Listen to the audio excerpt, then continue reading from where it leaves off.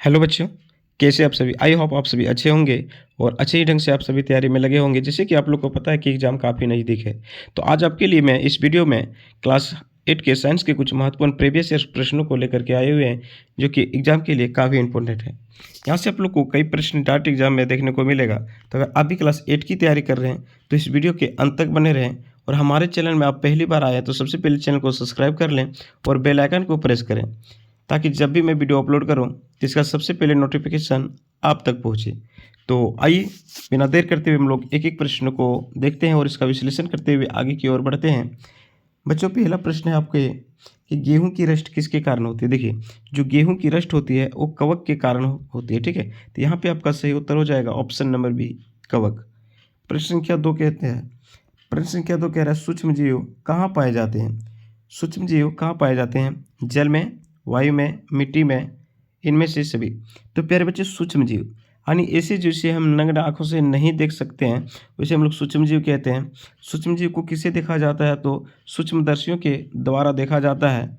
ठीक है, तो ये कहाँ पे पाए जाते हैं? जल में भी रहते हैं, वायु में भी विद्यमान रहता है, मिट्टी में, और इनमें से सभी। तो करेक्ट आंसर आपका हो जाएगा ऑप्शन नंबर 4, इनमें से सभी। ठीक है, चलिए प्रश्न संख्या 3 कह रहा है बच्चों कि जीवाणु एवं कवकों के द्वारा अपघटित होने वाले पदार्थ क्या कहलाते हैं।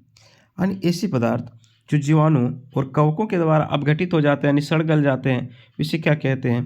तो उसे हम लोग जैव निम्नीकरणीय पदार्थ कहते हैं। ठीक है, तो यहाँ पे आपका करेक्ट आंसर हो जाएगा ऑप्शन नंबर ए, जैव निम्नीकरणीय पदार्थ। जबकि अगर आप लोग अजैव निम्नीकरणीय बात करेंगे, ठीक है, तो जैव अनिम्नीकरणीय पदार्थ की बात करेंगे, तो वे से पदार्थ होते हैं जो जीवाणुओं द्वारा अपघटित नहीं होते, जैसे प्लास्टिक वगैरह। ठीक है बच्चों, प्रश्न क्या 4 में कह रहा है सोडियम को किस में डुबा कर रखा जाता है। देखिए, सोडियम एक धातु है। क्या है बच्चों? सोडियम जो है एक धातु है जिनकी परमाणु संख्या 11 होती है। ठीक है, ये काफ़ी अभिक्रियाशील होती है, जिस कारण से इसे मिट्टी के तेल में डुबा कर रखा जाता है। ठीक है, अगर आपसे पूछे कि किसे चाकू से आसानी से काटा जा सकता है, तब भी आप सभी याद रखोगे सोडियम, पोटेशियम, लिथियम। ठीक है, सोडियम, सोडियम, पोटेशियम, पोटेशियम और लिथियम। ठीक है, लिथियम, ये सभी धातुओं को चाकू से आसानी से काटा जा सकता है, क्योंकि ये काफ़ी मुलायम होते हैं। ठीक है, अगर आपसे पूछे कि सबसे अधिक अभिक्रियाशील धातु कौन से, तो सबसे अधिक अभिक्रियाशील बच्चों आप सब याद रखोगे पोटेशियम। इसके बाद अगर याद रखोगे तो सोडियम। ठीक है, सोडियम इसको कहाँ पे रखा जाता है? तो मिट्टी के तेल में डुबाकर रखा जाता है, चूँकि ये काफ़ी अभिक्रियाशील होते हैं, जिस कारण से ये वायु में से तुरंत अभिक्रिया करके तेज़ी से वो जलना प्रारंभ कर देते हैं। ठीक है, चलिए नेक्स्ट है।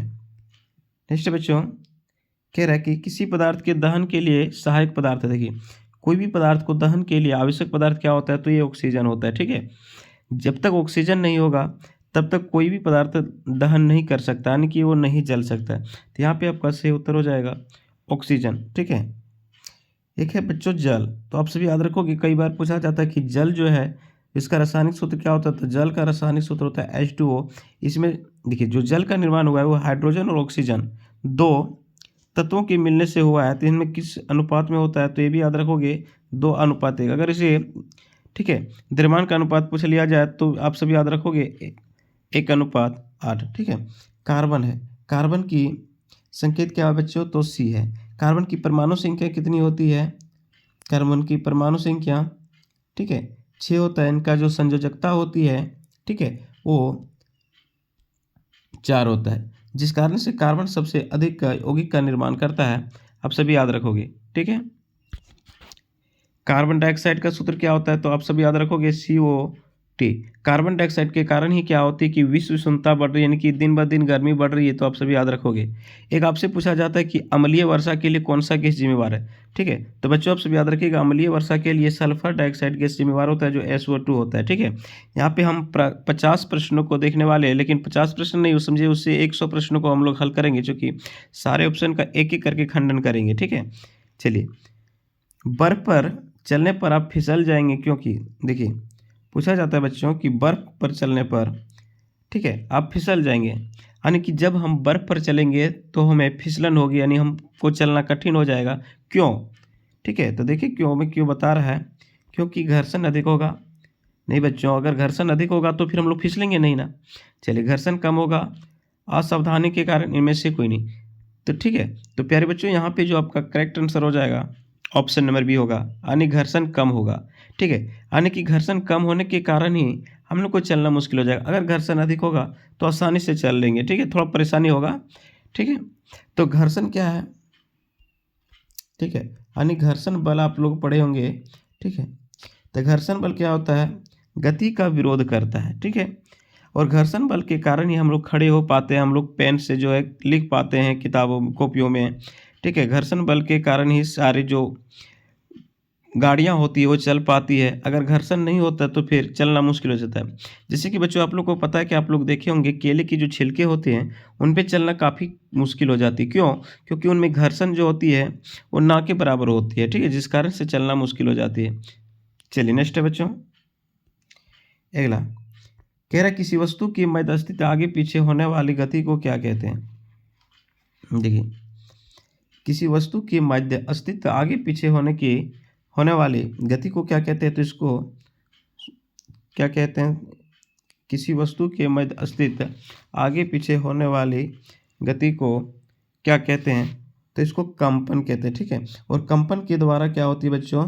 तो ध्वनि उत्पन्न करती है। ठीक है, आप सब याद रखिएगा, यानी कंपन के द्वारा क्या होती है? ध्वनि उत्पन्न होती है। ठीक है, चलिए ध्वनि देखिए आप लोग को याद रखिएगा, ध्वनि एक आप लोग पढ़े होंगे, पराश्रय ध्वनि, पराश्रय ध्वनि। ठीक है, पराश्रय ध्वनि, अवश्रय ध्वनि, अवश्रय ध्वनि। ठीक है, और श्रव्य ध्वनि। 3 प्रकार के ध्वनि आप लोग पढ़े होंगे। ठीक है, तो श्रव्य ध्वनि किसे कहते हैं? यानी ऐसी ध्वनि जिनकी आवृत्ति 20 Hz से 20,000 Hz के बीच होता है। ठीक है, 20,000 Hz के बीच होता है, उसे हम लोग क्या कहते हैं? श्रव्य ध्वनि, यानी ध्वनि को मानव कान सुन सकता है। पराश्रय ध्वनि किसे कहते हैं? तो ऐसी ध्वनि जिसकी आवृत्ति 20,000 से अधिक होती है, ऐसी ध्वनि को पराश्रय ध्वनि कहते हैं, जिसे मानव कान नहीं सुन सकता है। एक होता है अवश्रय ध्वनि, यानी ऐसी ध्वनि जो 20 Hz से कम होती है, ऐसी ध्वनि को हम लोग अवश्रय ध्वनि कहते हैं। ये भी मानव कान नहीं सुन सकता है, तो इसे कौन सुन सकता है? तो आप सभी याद रखोगे, कुत्ता, बिल्ली। ठीक है, और पराश्रय ध्वनि कौन उत्पन्न करता है? तो आप सभी याद रखोगे, चमगादड़। ठीक है, नेक्स्ट प्रश्न कह रहा है बच्चों, किस प्रक्रिया के कारण श्वेत प्रकाश 7 रंगों में विभक्त हो जाता है? देखिए, श्वेत प्रकाश में आप सभी अगर पूछा जाए कि कितने रंग होता है, तो भी आप सभी याद रखोगे बच्चे, 7 रंग होता है। ठीक है, तो किस प्रक्रिया के द्वारा जो है श्वेत प्रकाश 7 रंगों में विभक्त हो जाता है? ठीक है, तो प्रकाश विक्षेपण के कारण होता है। ठीक है, तो यहाँ पे करेक्ट आंसर हो जाएगा प्रकाश विक्षेपण। ठीक है, ऑप्शन नंबर ए करेक्ट हो जाएगा। ठीक है, प्रकाश परावर्तन, देखिए प्रकाश परावर्तन क्या होता है? जब प्रकाश किसी सतह से टकराती है और टकराने के पश्चात उसी दिशा में लौट जाती है, तो यह घटना क्या कहलाता है? प्रकाश का परावर्तन कहलाता है। इसका 2 नियम होता है। ठीक है, आप सभी याद रखोगे। पूछा जाता है कि प्रकाश परावर्तन के कितने नियम है? तो 2 नियम है। सबसे पहला है कि आपतित किरण, परावर्तित किरण और अभिलंब, ये तीनों एक ही तल पे होता है। जैसे मान के चलिए ये आपतित किरण है, ठीक है, यहाँ से ये परावर्तित हो गया, और ये अभिलंब, ये तीनों कहाँ पे है? तो एक ही तल पे है। ठीक है, दूसरा नियम क्या है कि आपतन कोण, देखिए ये आपतन कोण हो गया और ये परावर्तन कोण। आपतन कोण और परावर्तन कोण का मान बराबर होता है, यानी कि कोण आई बराबर कोण आर, जहाँ कोण आई क्या है? आपतन कोण, और कोण आर क्या है? परावर्तन कोण। ठीक है, तो बच्चों एक चीज़ याद रखिएगा, आपतित किरण और अभिलंब के बीच जो बना कोण होता है उसको हम लोग आपतन कोण कहते हैं, और अभिलंब तथा परावर्तित किरण के बीच जो बनता कोण है उसको हम लोग परावर्तन कोण कहते हैं। ठीक है, तो यहाँ पे आप लोग को कन्फ्यूज नहीं होना है। ठीक है, चलिए नेक्स्ट देखते हैं। अगला कह रहा है, सामान्य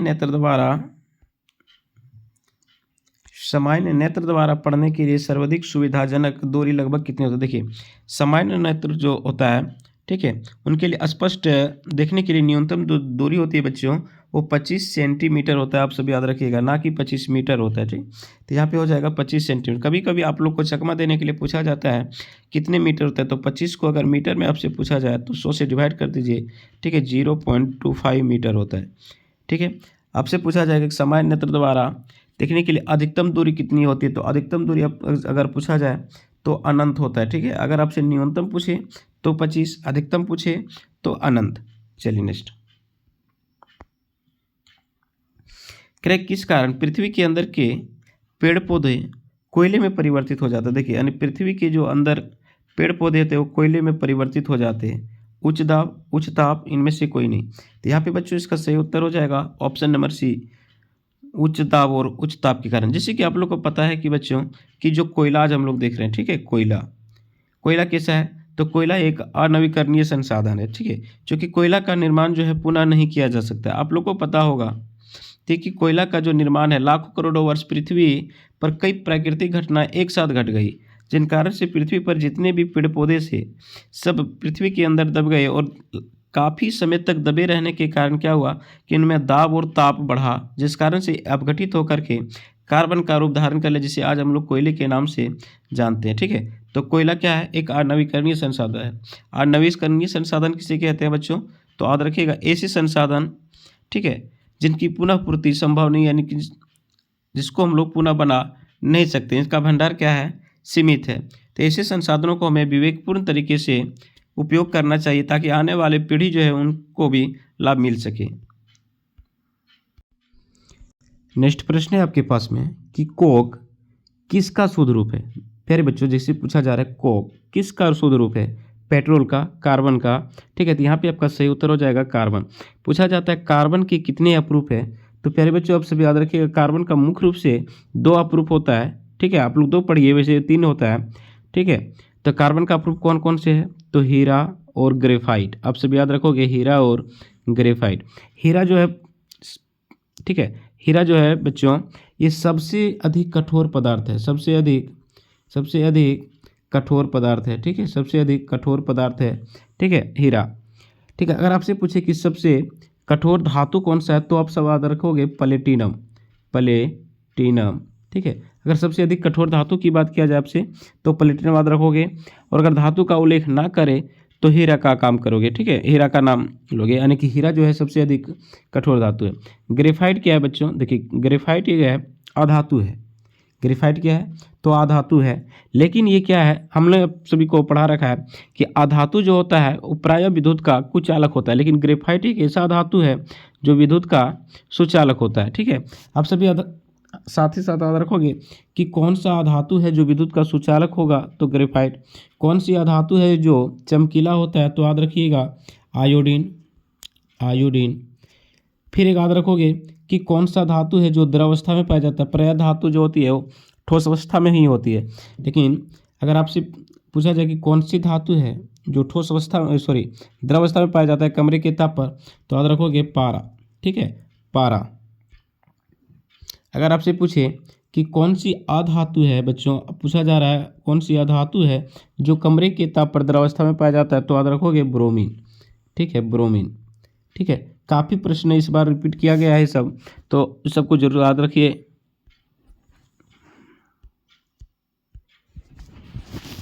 चलिए नेक्स्ट है बच्चों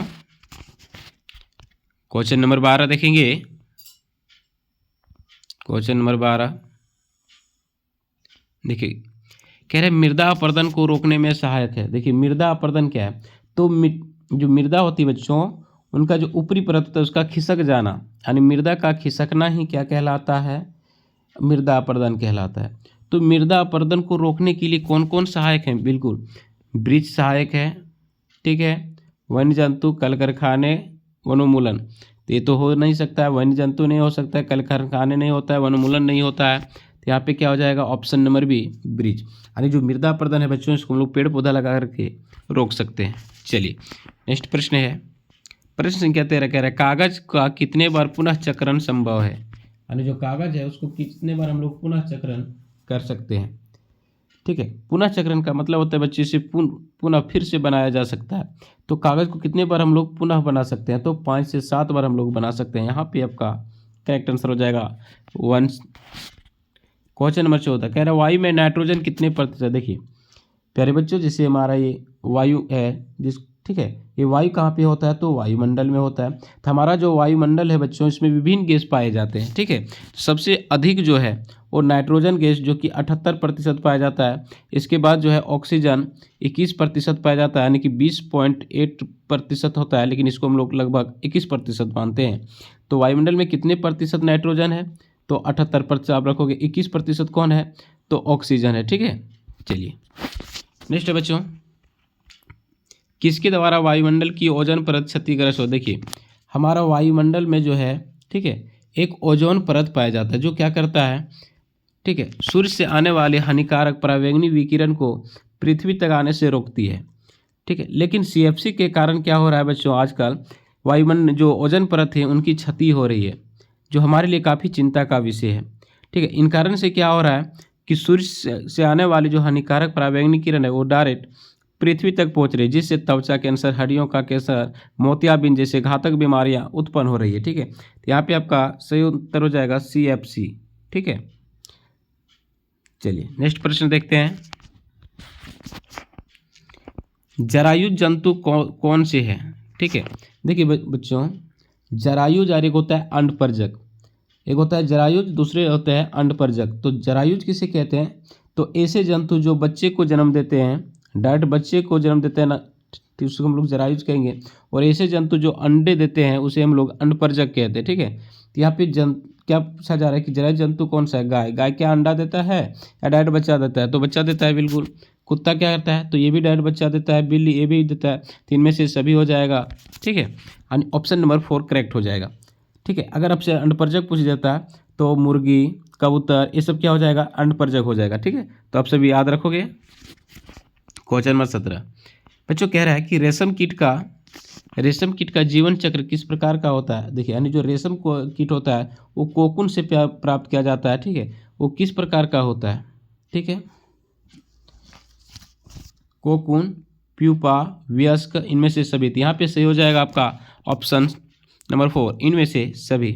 प्रश्न संख्या 18 कह रहा है बच्चों, देखिए 18 कहाँ पे है, चलिए यहाँ पे है, ठीक है। प्रश्न संख्या 18 कह रहा है विद्युत सेल में कितने टर्मिनल होते हैं। देखिए विद्युत जो सेल होता है बच्चों उसमें 2 टर्मिनल होते हैं, एक धनात्मक और दूसरा क्या होता है, ऋणात्मक, ठीक है। आप लोग देखे होंगे, यानी जो विद्युत सेल होता है, जो बैटरी होता है, इनमें 2 ही टर्मिनल होते हैं, तो एक धनात्मक और एक ऋणात्मक। तो करेक्ट आंसर आप लोग को पता चल गया होगा, ऑप्शन नंबर बी, ठीक है। चलिए बच्चों, अगर वीडियो अच्छा लग रहा होगा तो फटाफट लाइक कर दीजिए और अपने दोस्तों तक शेयर कर दीजिए, ठीक है। कौन सा विद्युत धारा के प्रवाहित होने पर दीप्त हो जाता है, कौन विद्युत धारा के प्रवाहित होने पर दीप्त हो जाता है, तो कौन होता है, एलईडी होता है, ठीक है। तो यहाँ पे आप सब याद रखोगे, ऑप्शन नंबर बी, एलईडी।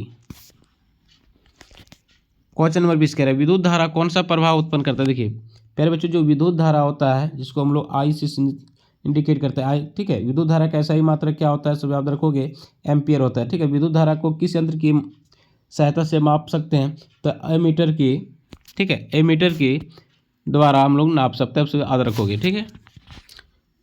चलिए विद्युत धारा का ऐसा ही मात्रक आपसे पूछे तो याद रखोगे, एम्पियर। क्या होता है, एम्पियर होता है, ठीक है। विद्युत धारा कौन सा प्रभाव उत्पन्न करता है, चुंबकीय प्रभाव करता है, बिल्कुल सही। विद्युत लेपन, जी नहीं। गुरुत्वाकर्षण, जी नहीं। घर्षण, नहीं। तो यहाँ पे सही उत्तर हो जाएगा ऑप्शन नंबर ए, चुंबकीय प्रभाव। चलिए अगला है प्रश्न बच्चों कि निम्न में से सबसे मजबूत रेशा कौन सा होता है। देखिए सबसे जो मजबूत रेशा होता है वो कौन सा होता है, तो नायलॉन होता है, आप सब याद रखोगे, ठीक है। ऑप्शन नंबर बी करेक्ट हो जाएगा।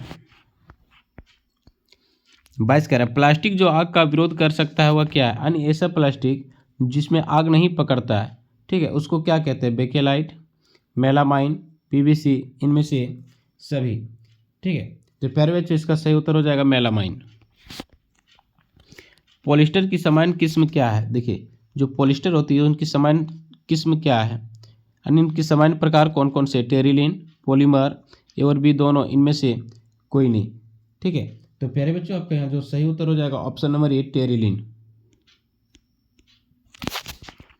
क्वेश्चन नंबर 24 कह रहा है परावर्तन कौन किसे कहते हैं। देखिए अभी हमने जस्ट बताया कि परावर्तन कौन किसे कहते हैं। देखिए ठीक है, ये आपतित किरण है, यहाँ पे आपतित हुआ और यहाँ से टकराने के बाद क्या हुआ, उसी दिशा में लौट गया, ठीक है। तो उसको हम लोग क्या कहेंगे, प्रकाश का परावर्तन, ये अभिलंब है। तो कह रहा है परावर्तन कोण किसे कहते हैं। तो आप परावर्तन कोण कौन हो जाएगा, देखिए यहाँ पे ये आपतन कोण है आई और ये क्या है आर जो है परावर्तन कोण है। तो परावर्तित किरण और अभिलंब के बीच जो बना कोण है उसी को हम लोग क्या कहेंगे, परावर्तन कोण है। तो परावर्तित किरण और अभिलंब के बीच बना कोण को क्या कहेंगे, तो बच्चों परावर्तन कोण कहेंगे, बिल्कुल।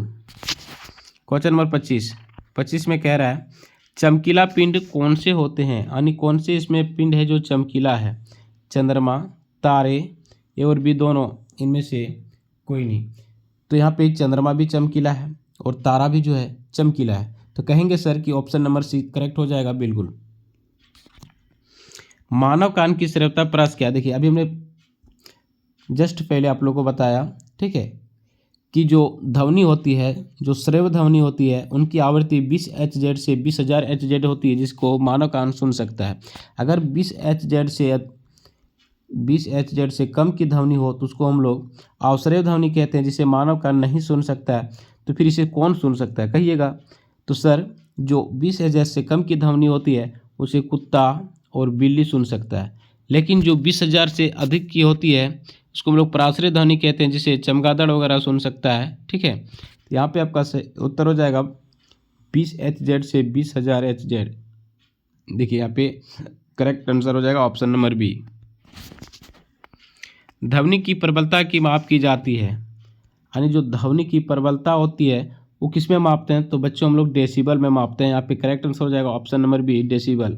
जूल जो है, जूल किसका एसआई मात्रक है, तो आप सब याद रखिएगा जूल कार्य का एसआई मात्रक है, ठीक है बच्चों। पास्कल जो है वो दाब का एसआई मात्रक है और न्यूटन जो है वो बल का एसआई मात्रक है, ठीक है।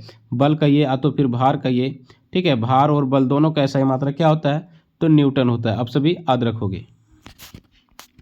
प्राकृतिक आवास का वन्य प्राणी संरक्षण किया जाता है, यानी जो प्राकृतिक आवास का वन्य प्राणी संरक्षण किया जाता है अभ्यारण्य में, राष्ट्रीय उद्यान में, जैव मंडल संरक्षित क्षेत्रों में, इनमें से सभी। यहाँ पे करेक्ट आंसर हो जाएगा इनमें से सभी। भारत में राष्ट्रीय उद्यान की कुल संख्या कितनी है, ठीक है बच्चों, आप सभी याद रखिएगा जो भारत में कुल राष्ट्रीय उद्यान है उनकी संख्या कितनी है, तो 106 है। प्रश्न क्या, काला सोना किसे कहा जाता है, काफी अच्छा प्रश्न है, कई बार रिपीट किया है। देखिए जो काला सोना है बच्चों, काला मतलब ये कोयला समझ करके नहीं मार दीजिए, काला सोना जो है वो पेट्रोलियम को कहा जाता है, ठीक है। तो आप सब याद रखोगे पेट्रोलियम। अगर आपसे पूछा जाए बच्चों कि सफ़ेद सोना किसे कहा जाता, सफ़ेद सोना किसे कहा जाता है, ठीक है, तो याद रखोगे कपास, ठीक है, कपास। अगर आपसे पूछे कि सुनहरा रेशा किसे कहा जाता है, तो आप सब याद रखोगे जूट, बोलिएगा सर जूट, ठीक है। तो 3 चीज़ें हमने यहाँ बताया, काला सोना, पेट्रोलियम। अगर सफ़ेद सोना आपसे पूछे कपास, कपास।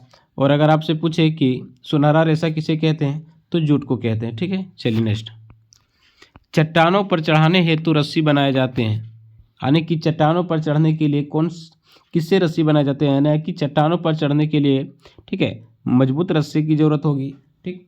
तो प्यारे बच्चों किसके बनाए जाएंगे, तो यहाँ पे देखिए नायलॉन का बनाए जाएंगे। कहाँ पे नायलॉन, ऑप्शन नंबर देखेंगे हम लोग, देखिए यहाँ पे दिया हुआ है ऑप्शन नंबर 3 में, ठीक है, यानी नायलॉन के बनाए जाते हैं। जूट को क्या कहा जाता है, तो अभी मैंने जस्ट बताया बच्चों कि सुनहरा रेशा कहा जाता है, सुनहरा रेशा कहा जाता है, आप सभी याद रखोगे, ठीक है। चलिए, पर एक ईंधन नहीं है मृदा, ईंधन किसे कहते हैं, यानी जो जलता है जिससे हमें ऊष्मा प्राप्त होती है, प्रकाश प्राप्त होती है, उसे हम लोग ईंधन कहते हैं। क्या मृदा जलाने से ऊष्मा और प्रकाश प्राप्त होती है, जी नहीं। तो यहाँ पे हो जाएगा CNG, LPG, बायोगैस, ठीक है। तो ये तीनों क्या है, ईंधन है, लेकिन ये मृदा नहीं है। तब से पूछा कि कौन ईंधन नहीं है, तो करेक्ट आंसर हो जाएगा ऑप्शन नंबर ये, LPG, ठीक है। गैस सिलेंडरों में किस गैस का प्रयोग किया जाता है, तो बच्चों आप लोग कहिएगा सर LPG का किया जाता है। इसका फुल फॉर्म क्या होता है, तो लिक्विफाइड पेट्रोलियम गैस होता है, ठीक है, यानी कि द्रवित पेट्रोलियम गैस। इसका एक है CNG, तो CNG का उपयोग कहाँ पे किया जाता है, तो आजकल गाड़ियों में किया जा रहा है, ठीक है। कॉर्पोरेट नेचुरल गैस, इसका फुल फॉर्म होता है कॉर्पोरेट नेचुरल गैस। एक होता है बायोगैस, ठीक है, इसको हम लोग अपशिष्ट पदार्थों जैसे मान के लिए गोबर से जो होता है उससे निर्माण किया जाता है, इसलिए बायोगैस को। निम्नलिखित में से कौन सा घोल विद्युत का सुचालक है, यानी इनमें से कह रहा है बच्चों कि कौन सा घोल है जिससे विद्युत धारा प्रवाहित हो सकती है। नींबू का रस, नल का पानी, सिरका और खाद्य तेल। तो प्यारे बच्चों इसमें जो करेक्ट आंसर हो जाएगा नींबू का रस, क्योंकि नींबू का रस जो है, ठीक है, वो खट्टा है, और खट्टे में क्या होता है, अम्ल होता है। अम्ल का जो जलीय विलयन होता है बच्चों, ये हाइड्रोजन आयन प्रदान करता है, ठीक है। तो हाइड्रोजन आयन जो प्रदान करेगा वो क्या होगा, विद्युत का सुचालक होता है। चलिए नेक्स्ट 34 कह रहे कौन सी गैस अत्यंत विषैली है।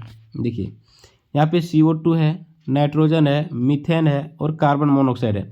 इन चार में से बच्चों अगर आपसे पूछा जाए कि कौन सबसे विषैली है, तो बेहिचक आप कहोगे सर कि ऑप्शन नंबर 3 जो कार्बन मोनोऑक्साइड है, CO जिसका सूत्र होता है, ठीक है, वो क्या है, अत्यंत विषैली है, ठीक है।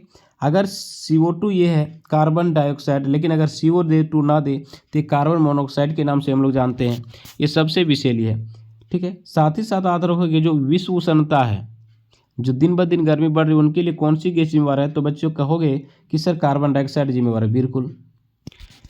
मीथेन को मार्स गैस कहा जाता है बच्चों, आप सभी याद रखोगे, मार्स गैस, ठीक है, मार्स गैस, ठीक है। इसका जो रासायनिक सूत्र होता है वो CH4 होता है। जब कोई बेल वगैरह जानवर जब जुगाली करता है, यानी ठीक है, जब कोई खाता है तो ये मीथेन गैस ही इसके मुंह से निकलता है, ये सब याद रखोगे।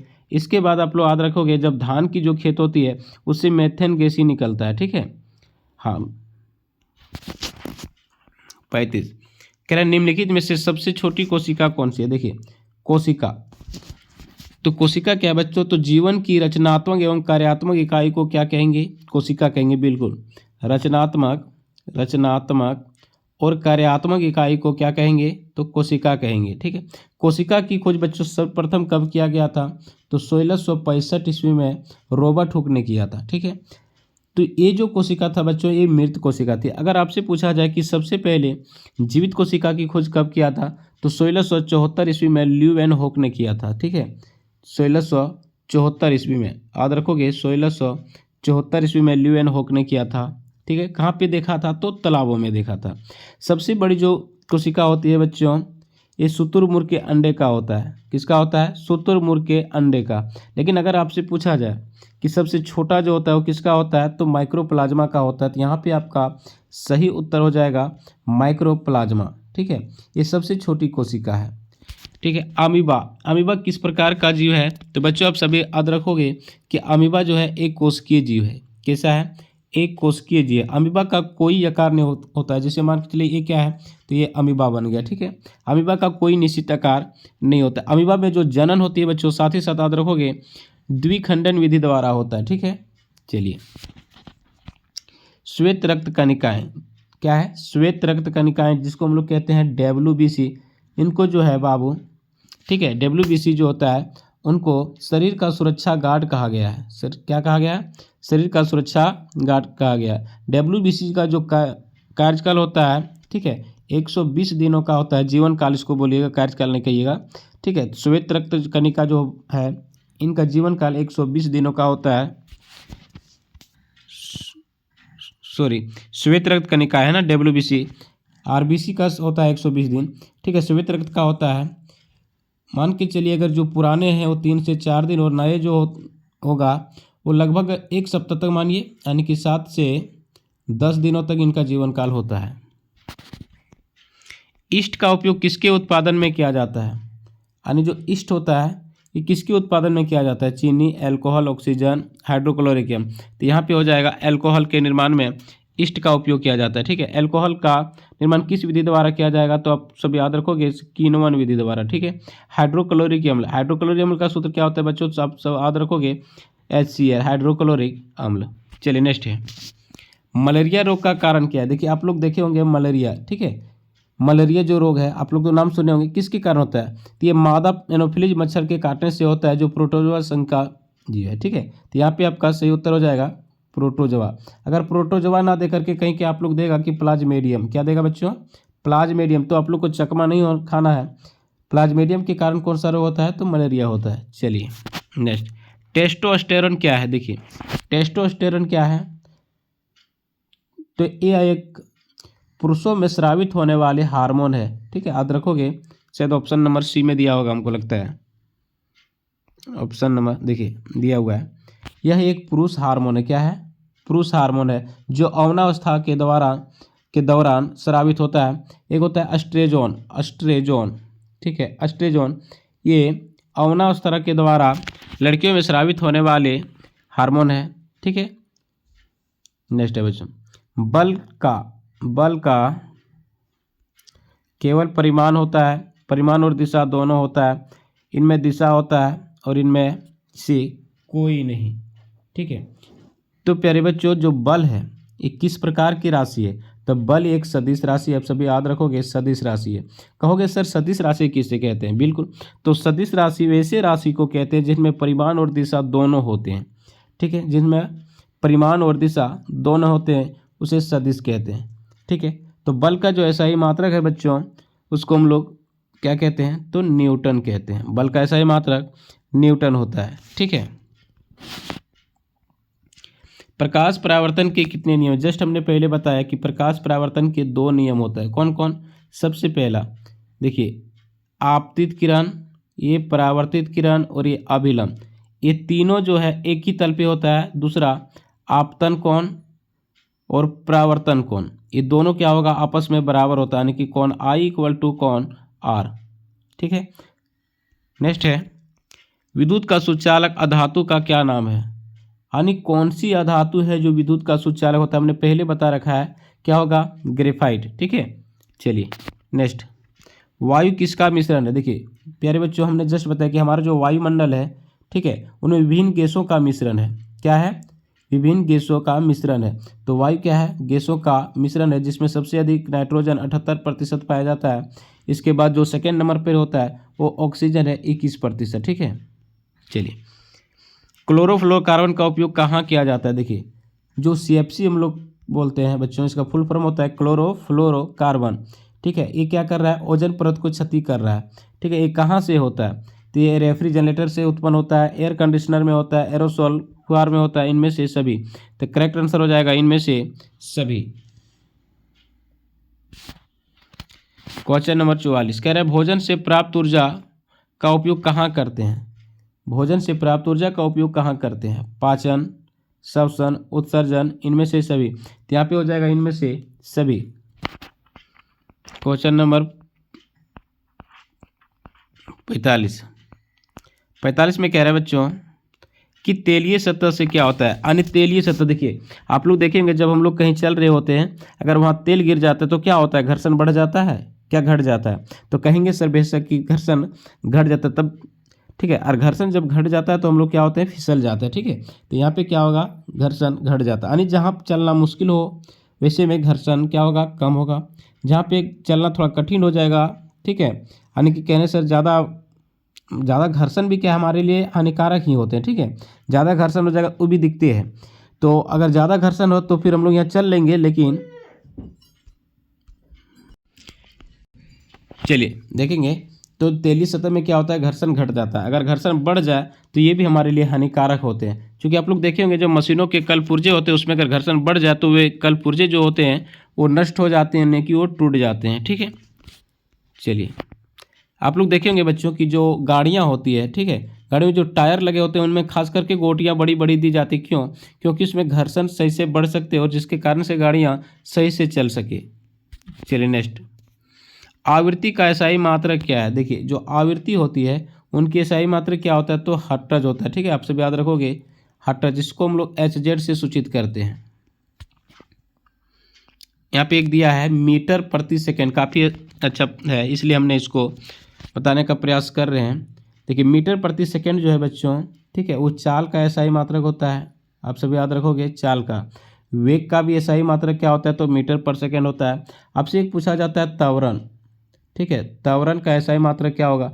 तो मीटर पर सेकेंड स्क्वायर, मीटर पर सेकेंड स्क्वायर। अगर पूछे कि मीटर प्रति सेकेंड स्क्वायर किसका एसआई मात्रक है तो कहोगे सर त्वरण का होता है। अगर मीटर पर सेकेंड आपसे पूछे तो कहिएगा सर चाल का भी होता है और वेग का भी होता है। अगर वेग का भी पूछे तो मीटर पर सेकेंड, चाल का भी पूछे तो मीटर प्रति सेकेंड।